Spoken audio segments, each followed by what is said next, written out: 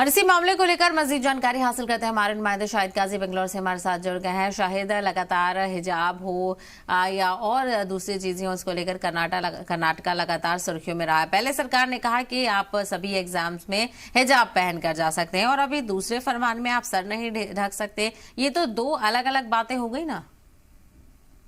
बिल्कुल साहबा, देखिए जिस तरह से कर्नाटका एजुकेशन एग्जामिनेशन अथॉरिटी का जो लेटर आया था, जो गाइडलाइन जिसे कहा जाता है, जिसमें मुख्तलिफ किस्म के सर्कुलर में चीजें बताई गई थी, जिसमें बताया गया था कि किसी तरह का इलेक्ट्रॉनिक डिवाइस भी नहीं लाया जा सकता और कपड़े किस तरह से पहनने होंगे, कि क्या तफसीलात है उसमें। सारे चीजों में यह कहा गया था कि सर पर ढकने वाली कोई चीज या फिर कान या मुंह ढकने वाली कोई चीज नहीं पहना जा सकता। लेकिन कल देर रात इस पर वजाहत आ चुकी है। कर्नाटका हुकूमत के हायर एजुकेशन मिनिस्टर सुधाकर ने यह वाजे कर दिया है कि हिजाब पर किसी तरह की कोई पाबंदी नहीं है।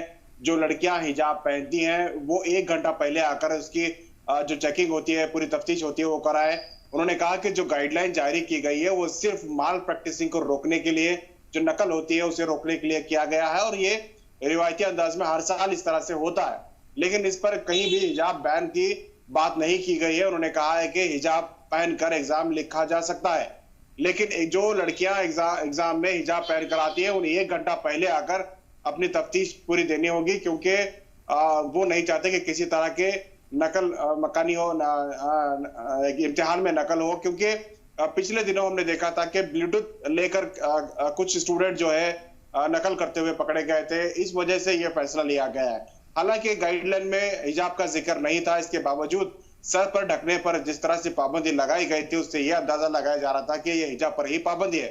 कल देर रात तक लगातार जिस तरह से रिएक्शन आए, चाहे AIMIM के सदर असदुद्दीन ओवैसी, चूंकि तेलंगाना में इंतखाबात चल रहे हैं, उन्होंने भी इस पर इस इशू को भरपूर इसका फायदा उठाने की कोशिश की। उन्होंने भी इस पर बात की। हालांकि इंडिया अलायंस के जो अमूर अब्दुल्ला है उन्होंने भी कहा, तो उस पर उन बयानात के आने के बाद यहाँ की जो हायर एजुकेशन मिनिस्टर है EMC सुधाकर ने वाजे कर दिया कि हिजाब पर किसी तरह की पाबंदी नहीं है, ये सिर्फ गाइडलाइन है। जो बच्चे इन इम्तिहानात में हिस्सा लेने वाले, खुसूसी तौर पर 18 और 19 तारीख को जो बोर्ड कारपोरेशनों के लिए भर्तियां होने वाली है, उन इम्तिहानात के लिए गाइडलाइन जारी की गई थी।